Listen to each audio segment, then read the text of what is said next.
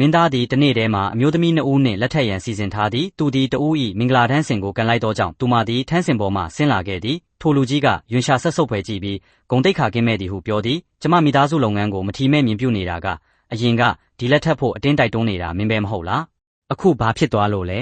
မိမိသားစုငွေကြေးအခက်တွေ့နေပြီလားဟုပြောလိုက်သည်အဲ့ဒီစကားကိုကြားသည့်အခါထိုလူကြီးသည်အမျိုးသမီးကိုရိုက်ရန်ကြိုးစားသည်သူမကကြမ်းကျင်စွာရှောင်တိန်လိုက်သည်အခြားသူတို့သမီးအတွက်ရည်ရွယ်ချက်ရှိပြောဆိုခဲ့ခြင်းဖြစ်သည်ထိုလူကချက်ချင်းသူမကိုတနာသွားသည်စိတ်ဆက်ပွဲကိုဖျက်သိမ်းလိုကြောင်းကြေညာခဲ့သည်အမျိုးသမီးကအေးဆက်စွာရည်သည်ထိုတို့ဖြစ်ရေးကိုသူမတောင်းတနေခြင်းပါသူမသည်လှည့်ပြန်ရန်ပြင်ဆင်သည်ထိုလူသည်ထိတ်လန့်ကအမျိုးသမီးကိုဟန်တားရန်အမိန့်ပေးသည်ထိုလူကအခြားသူတို့သမီးသည်တည်ဆုံးသွားသောအကိုအတွက်ရည်စူးထားသူဖြစ်လို့မိသားစုအနေဖြင့်သူမကိုစောင့်ရှောက်ရမည်ဟုဖခင်အားရှင်းပြသည်ထိုရှင်းပြချက်ကိုအမျိုးသမီးကလုံးဝဂရုမစိုက်ခဲ့ပေပစ္စည်းဥစ္စာအလုံးကိုရှေ့တန်းရှိစစ်သားများထံလှူဒန်းခြင်းကြောင့်လူအားလုံးအံ့အားသင့်ကြသည်မင်းသားတစ်ပါးပါသတိထားမိပြီးသူမစိတ်ထားကြီးမြတ်မှုကိုနှစ်သက်ခဲ့သည်ထိုလှုပ်ရှားမှုကြောင့်ခင်ပွန်းဖြစ်သူကိုအမျက်ထွက်စေတော်လဲပြည်သူအားအကျိုးပြုခြင်းကြောင့်တပြည်လုံး၏ထောက်ခံမှုကိုရရှိခဲ့သည်